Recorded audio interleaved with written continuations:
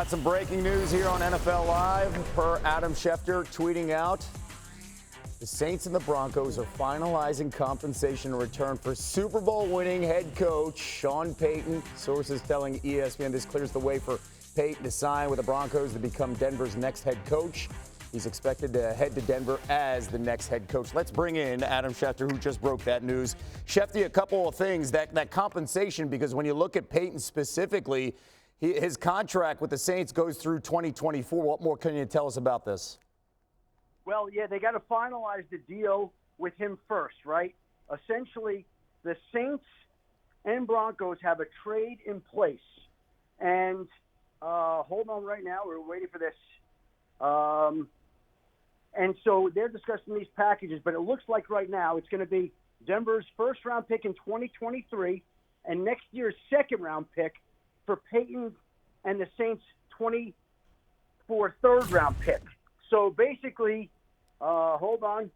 It's coming in right now. I love this. I love when Adam works. So basically, it's the first this year for Denver. Denver trades its first and second-round picks to New Orleans for Payton and the Saints' third and 24. But the Saints and Broncos have agreed to the compensation in the trade. Sean Payton will go to Denver as the head coach, assuming that they are able to finalize the deal, which is the expectation. That wasn't going to be the holdup in this particular situation. Sean Payton, if you'll notice, was wearing an orange tie on Fox on Sunday. That was not coincidental. He was sending a message to Denver that he wanted to be in Denver coaching with the Broncos. This is what they wanted. They've been talking to him all along. Now, they did go through all the candidates. They did talk to the others, and it's a situation where basically they have a situation where he was going to go there and be Denver's head coach, but Denver talked to him at the outset, spoke to Jim Harbaugh, spoke to DeMeco Ryans, spoke to Dan Quinn, spoke to all of them. But Sean Payton was a guy that they had their eyes on all along, and they've been discussing compensation with the Saints. There were two different packages that they were going over. The Saints took the first package that involved the first-round pick this year, and now Sean Payton has to finalize a contract with the Denver Broncos, and that'll be the situation where he goes in and becomes Denver's head coach, but that contract is not going to be a problem. New ownership with the Broncos. They're not afraid to spend money. They spent so much money with Russell Wilson. They made sure they sent a bunch of picks to Seattle to bring in Wilson. He did not look like the same player. When you hear about this relationship, your first thoughts? That they understand this has to fix Russell Wilson. And obviously, Sean Payton won't be tied to what Russell Wilson does as far as his future in Denver, but they brought him there specifically to fix their quarterback they spent $250 million on. It was obviously below the line for Russell Wilson and also the offense in Denver. And you watch the relationship between Sean Payton and Drew Brees throughout their tenure at the New Orleans Saints, and it was beautiful, and they did play on time. And Drew Brees had uncanny accuracy, uncanny anticipation. And a lot of that was heaped, or a lot of that praise was heaped on to Sean Payton. But that's not who Russell Wilson is. Yeah. So now you're going to try to turn Russell Wilson into what Drew Brees was. And so this marriage has to work. Russell Wilson is going to have to compromise, but I believe Sean Payton is going to have to coach in a different manner as well with dealing with Russell Wilson as opposed to Drew Brees. It's funny you bring up, specifically this Drew Brees comparison, because when Russell was coming out in the draft, everybody's like, he is Drew Brees size-wise, but a completely different player. Mentality. No, I get, completely different player from Russell Wilson back in the day to who he is right now. I think it's about personality is what RC is getting to, because Sean Payton was mentored by Bill Parcells. And Bill Parcells used to have this thing about celebrity quarterbacks and quarterbacks that craved the attention, craved the fame, craved that everything that went along with the game rather than what the game is all about. I think that's where Russell Wilson has sort of strayed to. So Sean Payton, he's going to walk into this situation and sit down with whoever was there. And you're telling me it was like what? You're telling me he was doing what?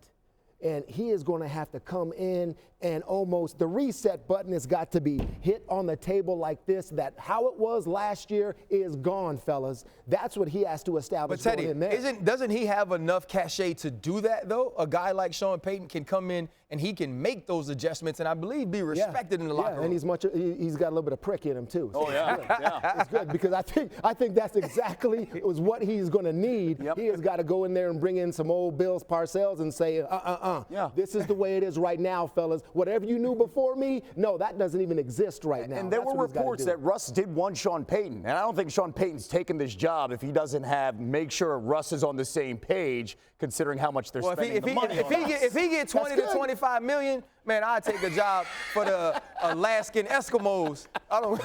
All right. Well, once again, our breaking news. We got more tweets coming in from Schefter with the latest, the compensation here. Denver's 2023 first-round pick and next year's second-round pick for Sean Payton, the Saints' 2024 third-round pick.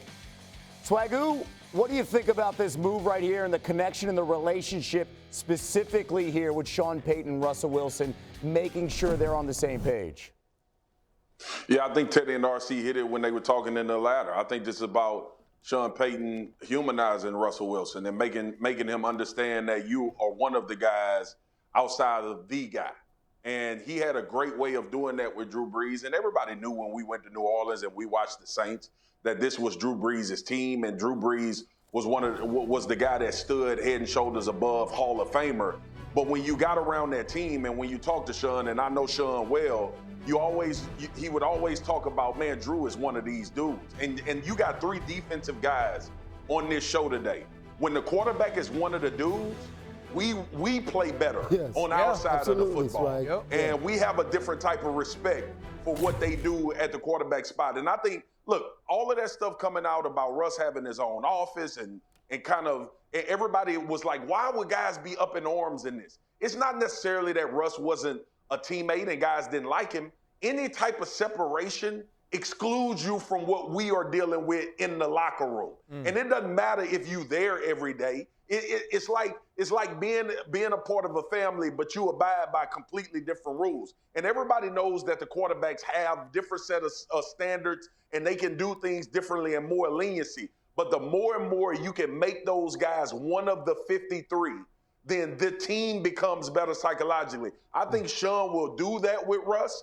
And to RC's point, he has the cachet. And the other thing, in reality, Sean can look at Russ and literally tell him if Russ don't want to go alone, I'll be here long after you gone, bro. Guys, when you look at compensation, the ownership with the Broncos, they have committed and sent 3 first-rounders, 3 second-rounders, a ton of assets, and committed a ton of money to Russell Wilson. I imagine Sean Payton just for 2 guys. I don't even care. I don't even care if I'm a player there. If I'm a player there right now and I hear about this signing, I'm just like, let's go. Yeah. Finally, okay? Because I can imagine watching Nathaniel Hackett as a head coach. If I'm a 10-year player, I'm a 12-year player, and I know how this is supposed to go. And it's like, Coach, what are we doing? Okay? And so now, give me a guy that's got some guts that's going to come in here and do the right things. It's firing me up as a player. I'm fired for those Denver Broncos, fired up for them because it's like, yeah, you got your guy, someone that's going to do the right things. Yeah, and I think, when listening to Tedy, I think about Ryan Clark in year 10. And if you had a coach that you felt like, I know more than you, that when it's 4th and 5, we're going to decide to kick a 61-yard field goal when we just signed Russell Wilson, that when we get in the red zone, we're going to make decisions to go straight to the pass when the pass hasn't been working and we need to run the football. You see all of those things as a player, and especially when you play defense, you get upset, right? If I go out and I'm Justice Simmons and I make a pick, and by the time I sit down and I look at the little board and they give me a sip of water, they're hollering punt team, right? I got an issue with that. And so now when you have a guy like Sean Payton has a level of respect before he walks into the building. And then every day that he displays that coaching wisdom and that coaching experience, that coaching IQ, you go to yourself, you know what?